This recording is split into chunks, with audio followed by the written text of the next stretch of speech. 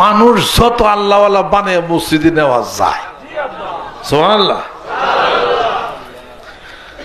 কাজে কোরআনের তবলিগে লাইগা যান। মা উনজিলা ইলাইকা মির রাব্বিকা ইয়া আইয়ুহার রাসূল, হে রাসূল তোমার রবের পক্ষ থেকে তোমার প্রতি যা নাজিল করা হয়েছে, তার মানে আল কোরআনুল কারীম, আলিফ লাম র, কিতাবুন আনজালনাহু ইলাইকা লিতুখরিজান নাসা মিনাজ যুলুমাতি ইলান নূর। তুমি তার তাবলীগ করো, কোরআন পড়ো, কোরআন বোঝো, কোরআনের শিক্ষা দাও।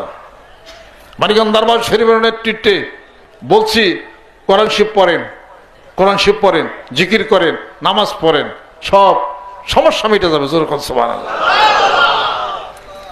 আল্লাহর ভাষা কোরআনুল কারীম কালামুল্লাহ, আল্লাহর কথা আল্লাহর ভাষায় জানি না, তো ওখানে কবরে যে হিসাব পাতি কি দেবো? জোরে কোন ঠিক কিনা?